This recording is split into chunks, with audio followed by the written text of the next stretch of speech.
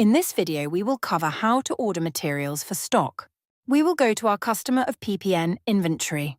In this example, we are going to look at PPN 15, which is 18-gauge cold rolled steel, 60 by 120.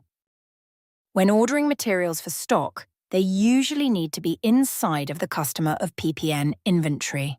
So going back to PPN 15, we see again that it's 18-gauge cold rolled steel, 60 by 120.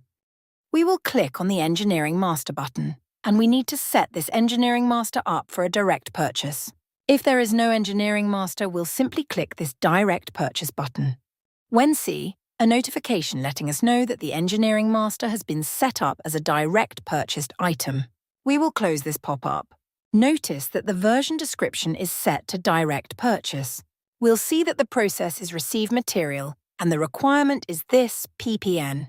So you see that we're ordering the PPN 15 here, and it will always be a quantity of 1. Once the Engineering Master is set up for direct purchase, to place this material on order for stock, we'll simply click on our Orders button and add a new order. Now, since this is for stock, we will click Restock button, and we'll notice that the PO is set to stock. The SALL too will be set to the Your Company name. The PO line is irrelevant for stock orders for your own company. The quantity, you will type in how many you want to purchase for stock. For the price, you will put 0. The reason is, this is an order for you to buy materials for stock. This is not a sale. And by putting the value in of a 0 price, it won't impact your sales figures when you're looking at reports for your sales values for the week, month, and year. In quantity shipped, you won't put anything here. The due date when we click the restock, this will automatically set for 2 weeks out, but you can change this as needed.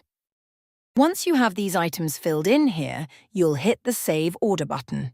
Now we'll see that there is an order placed in here for 100 pieces of PPN 15, which is 18-gauge cold rolled steel 60 by 120.